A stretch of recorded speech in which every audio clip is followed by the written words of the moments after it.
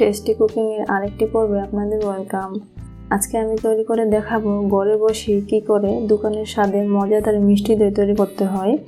আমি প্রতিটা ধাপে ডিটেইলসে দেখানোর চেষ্টা করেছি যেন আপনারা খুব সহজেই তৈরি করতে পারেন। এই দইটা দেখতে যেমন সুন্দর, খেতেও তেমনি ঘন এবং ক্রিমি। চলুন তৈরি করার পুরো প্রসেসটি দেখে নিই।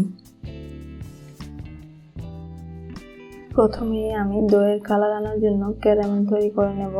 তার জন্য 1/3 কাপ চিনি আর 4 চামচ পানি দিয়েছি। লো আছে কিছুক্ষণ রান্না করব ব্রাউন কালার হয়ে আসা পর্যন্ত।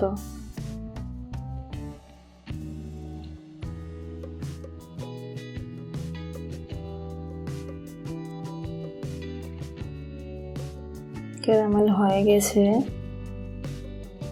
একদম পারফেক্ট কালার হয়েছে।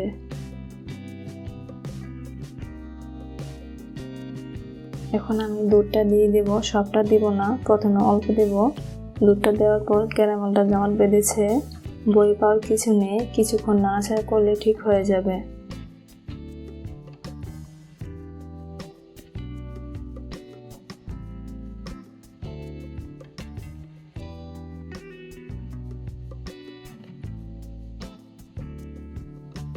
এখন আমি বাকি দুধটা দিয়ে দেব।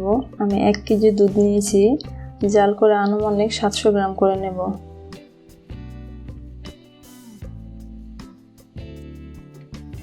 কিছুক্ষণ জাল করার পর দিয়ে দেব 1/3 কাপ কনডেন্স মিল্ক।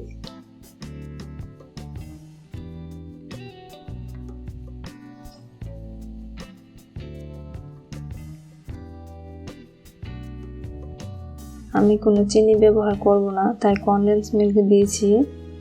আপনারা কনডেন্স মিল্ক না দিলেও কোনো সমস্যা নেই, চিনি দিয়েও হবে।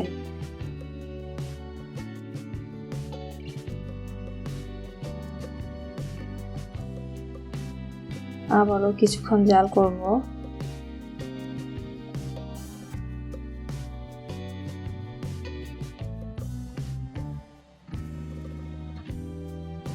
দুধটা জাল করা হয়ে গেছে।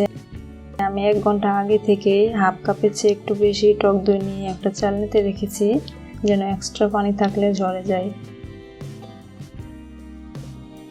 এখন টক দই ভালো করে ফেটে নেব।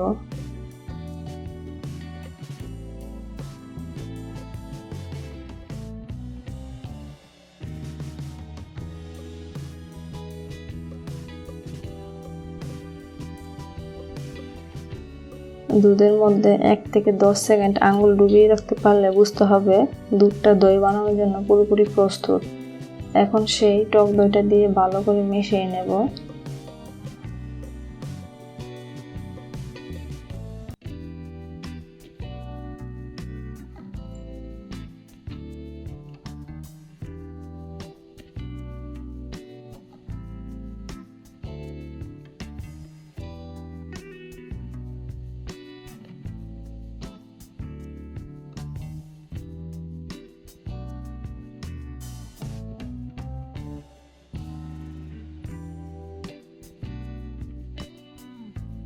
আমি 3টা বড় সাইজের কাপ নিয়েছি। এখন দুধটা দিয়ে ফয়েল পেপার দিয়ে ঢেকে দিব।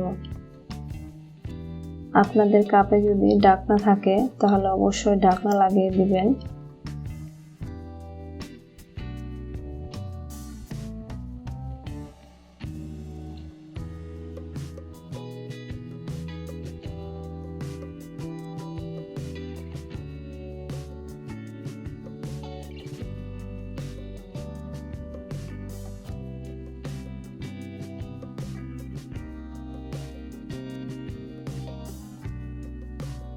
আমি আজকে সনাতন পদ্ধতিতে দইটা তৈরি করব, তাই উপরে তাওয়াল দিয়ে ঢেকে গরম কোনো জায়গায় রেখে দেব 12 ঘন্টার জন্য।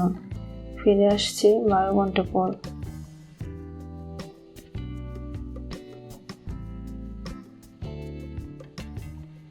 ফিরে এলাম 12 ঘন্টা পর।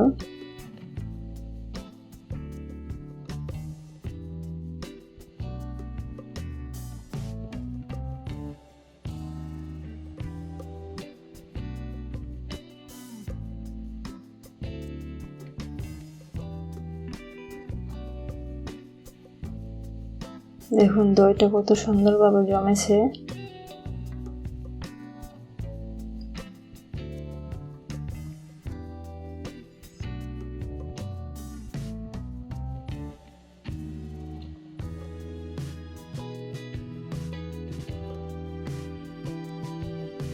দেখুন কাট করলেও পড়ছে না। আপনারা যদি হুবহু আমার টিপসগুলো ফলো করেন, আপনাদের দইও জমবে।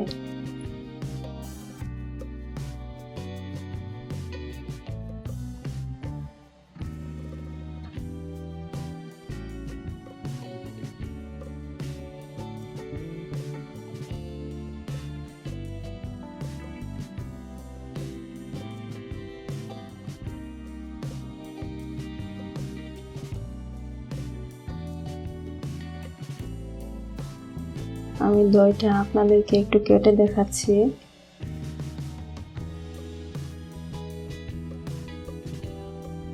দেখেন কত সুন্দর ও ক্রিমি হয়েছে।